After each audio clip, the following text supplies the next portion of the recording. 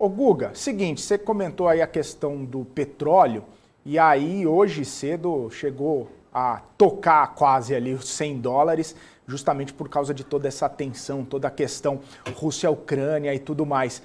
Como que você está vendo? A gente sempre fala por aqui, olha, pode chegar nos US$ 100, você fala, deve chegar aos US$ 100. Tem a questão de demanda, tem questão de oferta, agora entrou mais essa questão aí Rússia e Ucrânia. Os países, né, estão ali de olho nisso, pode chegar além mais dos US$ 100. Como que está a sua perspectiva, como que está a sua projeção, inclusive para as empresas brasileiras? Ontem mesmo a Bolsa caiu 1% e as empresas ligadas a petróleo foram as que praticamente melhor performaram, umas das únicas ali que acabaram fechando no patamar positivo. Como que você está vendo esse recorte de mercado aí ligado ao petróleo, Guga?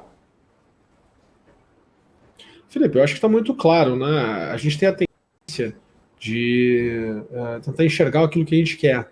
Tá? Então, se a gente voltar um pouquinho no tempo, ninguém conseguia enxergar petróleo podendo chegar nesses patamares de preço que está hoje. Tá? Talvez por isso que está aqui nesses patamares de hoje.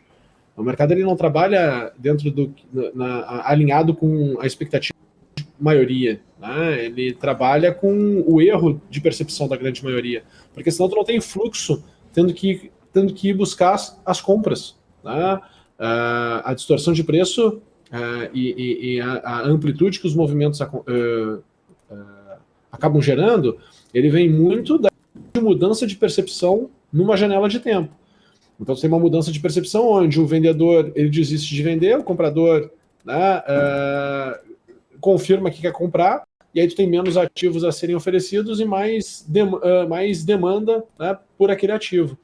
Então acaba gerando uma distorção de preço numa janela de tempo. Né? Por isso que os preços eles mudam de direção muito forte. E acaba que quando tu está num determinado contexto, tu não tem aquela narrativa, tu não tem aquela explicação do porquê que ele poderia chegar naquele nível de preço. Aquilo ainda não surgiu, aquilo vai surgir. Então é muito importante a gente conseguir interpretar, né, o comportamento do ao longo do tempo. Quando eu olho para o gráfico do petróleo, né, e pegando aqui essa janela de tempo que está marcada aqui para vocês na tela, não sei se o pessoal consegue compartilhar minha tela por aí. Tá? Obrigado. Se nós pegarmos aqui essa janela aqui como base de dados, tá? Esse período aqui como base de dados, ó, só ajustar aqui, tá? O que eu tenho aqui como projeção? Tá? O meu entendimento, tá? Eu falava $100, mas na prática eu enxergo que tem espaço para ir para 113, tá? Então eu enxergava petróleo a $100, eu falava $100 porque, pô, $100 é um número, o 100, né, chama a atenção das pessoas. Tanto que está em $100, né, $99,40 é $100, entende? O pessoal, mas ainda não chegou nos $100. Não, tá nos $100, né? Pô, tu sai de 40 e vai para 99,40, né, se falar que não chegou é uma questão de preciosismo, né? Então, assim, eu consigo enxergar que esse movimento tem espaço e força oxigênio para ir para 113. E aí, quando a gente para pensar, do nível que nós estamos, é um upside ainda de mais 13%. Tá? E no relativo, se tu for parar para pensar que a gente começa a sentir problema quando o petróleo estava a $70, tá? Tu pensar de 70 para 113, é um upside de 50%. Então, o impacto da geração desse problema, né, é quando a gente saiu de 70 para $100 ou para 113. Então, tu está falando ali de $40 de diferença. $40 em cima de 70 dá mais de 50%. Tá? Então, olha como o problema ele vai ficando cada vez maior, né, conforme o preço vai evoluindo, né, de nível.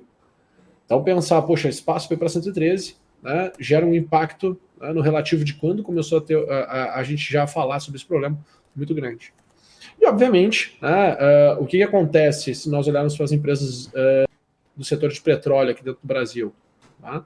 Com o petróleo nesse nível de preço, aquela pessoa que poderia vender o ativo, né, ela desiste de vender.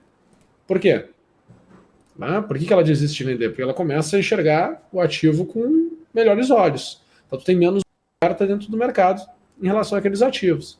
Em contrapartida, aquelas pessoas que querem especular e querem tirar proveito daquele momento, daquela companhia, o que elas vão fazer? Elas vão e a compra. Então, é natural que tu tenha um fluxo positivo, um fluxo de alta no preço desses ativos. Tá? Uhum. Então, tem que ir acompanhando, tem que ir vendo, tem que ir enxergando as janelas. Deixa eu abrir aqui Petrobras, para que a gente possa também refletir. Tá? A minha sequência em Petrobras aqui, já marcada, tá? É para ir buscar R$38. Tá? Então, se nós olharmos aqui, pô, quanto tem de upside aqui em Petrobras se ela for buscar os R$38? Tem aqui ainda espaço para dar 12%. Tá? Então tá conversando muito com também o potencial de valorização do petróleo. Tá?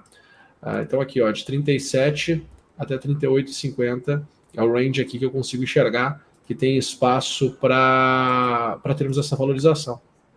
Certo? Uhum. Então esse é o cenário que eu consigo traçar, Felipe, para petróleo, e olhando aqui principalmente a Petrobras, tá?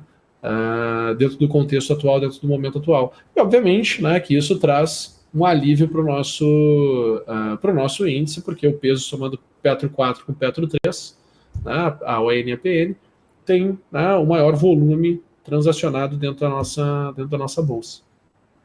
Boa.